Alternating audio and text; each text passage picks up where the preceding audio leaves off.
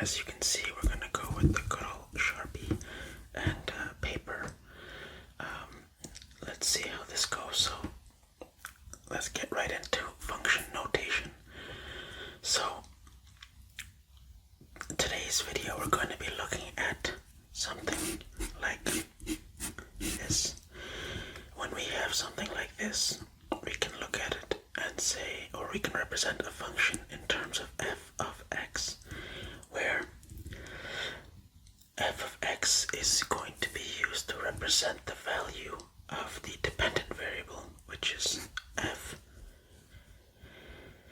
for any given independent variable, which is x. So it might look something like f of x equals x squared. Usually we're used to seeing something like y equals x squared, but now we're going to represent the function f of x. So whatever x is, we can plug into here and represent it like that. So it might make more sense if I just get into an example. So let's say we want to write a function for temperature, and let's say we have a problem where we have a temperature that is for some, say, system or some component or whatever, like we were talking about.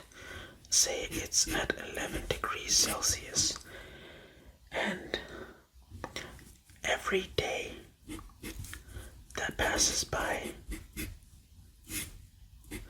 we add 0.015 degrees Celsius. So let's say we want to represent this in a function t. So let's write that out. Let's write t of, and let's pretend like day is a letter D. So t is our independent variable that can change. It doesn't depend on anything.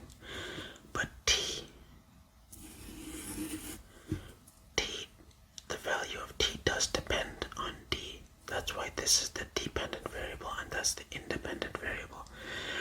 So we're going to write t of d is equal to 11 plus 0.015 d. And now we say, like, where t represents the temperature in degrees Celsius and d represents the number of days that has passed by. So, and in this, or let's try something, or let's just change this slightly. Instead of saying, let's make it easier, 5d. That way we can easily map this out, or like write it out. We can say that, okay, if this is the function for temperature, let's say temperature T, and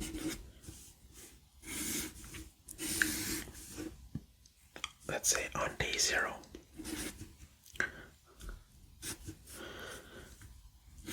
let's put that in. T of 0 is equal to 10 plus 5 times 0.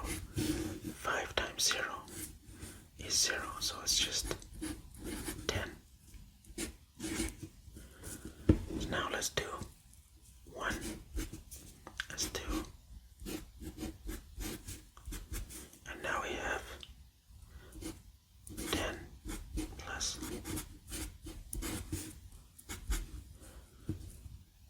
1 times 5 is 5 plus 10 is 15.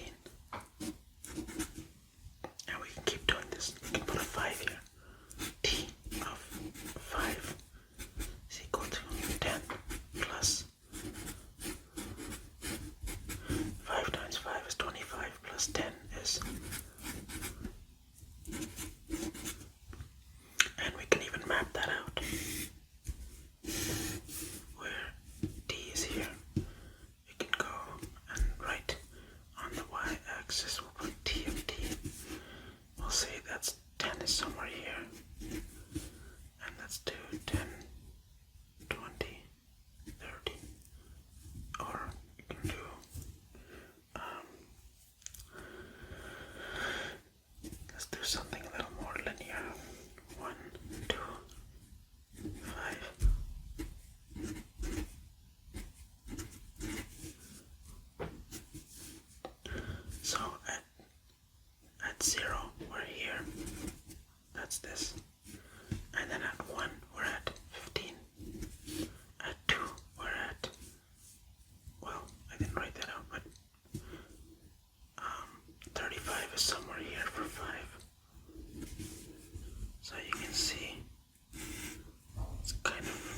rough sketch, but that is our line. So function notation is just a different way to represent the function. And that's what we see here.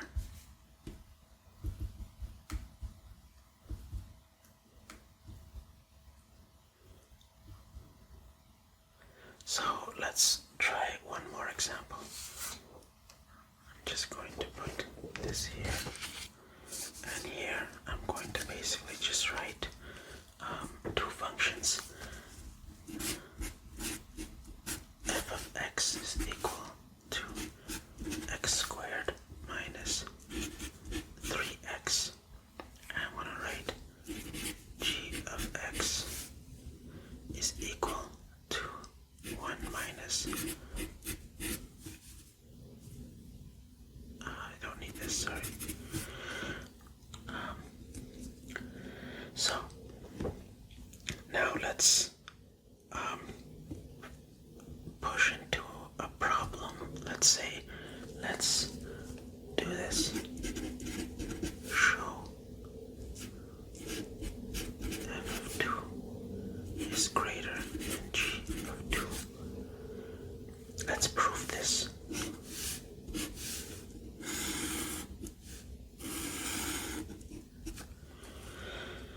And that is as simple as saying, okay, f of 2 is basically 2 squared minus 3 times 2. That's all it is. I put in the 2 where the x is, and now I can solve this.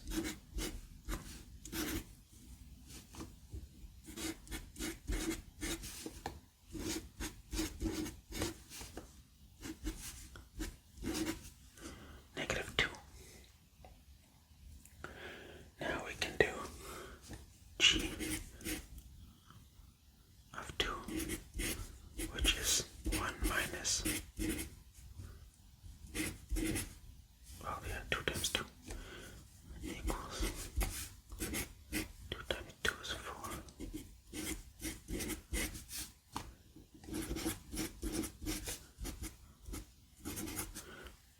So now we know that f of 2 is negative 2 and g of 2 is negative 3, and negative 2 is greater than that. So that's how we show that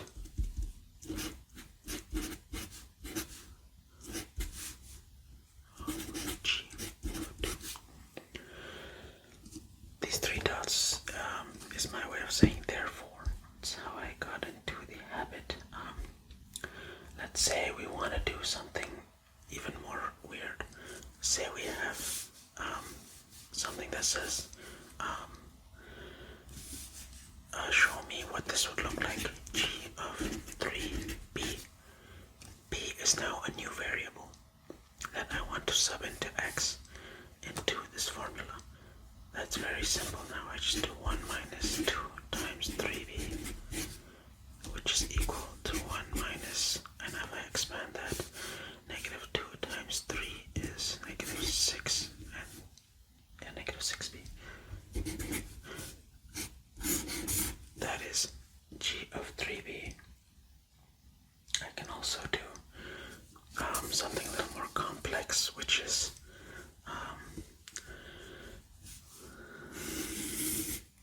let's see, something a little more complicated.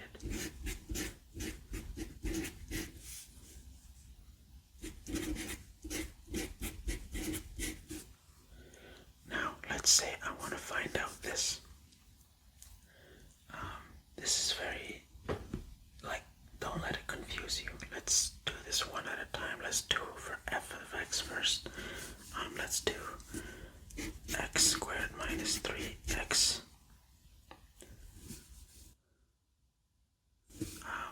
And let's plug in c plus 2 squared minus 3 times c plus 2. Right? And then on this side we have 1 minus 2x, which becomes 1 minus 2 times c plus 2, which becomes 1 minus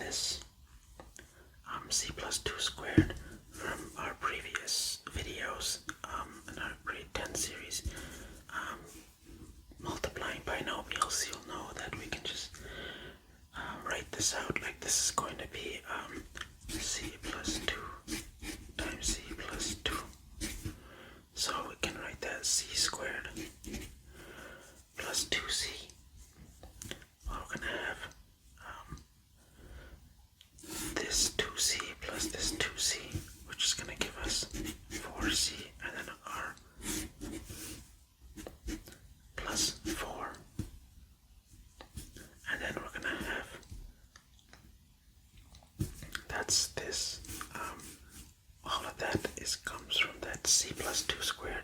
So then we have this negative 3 times c, which is negative 3c minus 6. So if we're looking for this, we have f of c plus 2, which is this entire thing. Well, wait, let's simplify this. Let's c squared. We have 2c's, so 4c minus 3c is plus c plus 4 minus 6. That should give me negative 2. So that's what we have. And that one too, 1 minus 4, I can do negative 3 minus 2c. So now I have this is that and that is this, but to find this entire expression I need to subtract this from this. So let's write that out. C squared plus c minus 2 minus, and because I'm subtracting these terms here, if I was to open this bracket, it's kind of like I have a negative 1 in front of it, so I'm going to multiply that negative 1 into each of them, and that'll give me negative, negative, a positive, negative, negative, positive. So that'll give me plus 3 plus 2c, and I have c squared plus c minus 2. Now I just need to add, collect the like terms, so I only have 1c squared, and then I have a plus c and another positive 2c, which will give me 3c plus 1. So this entire expression is equal to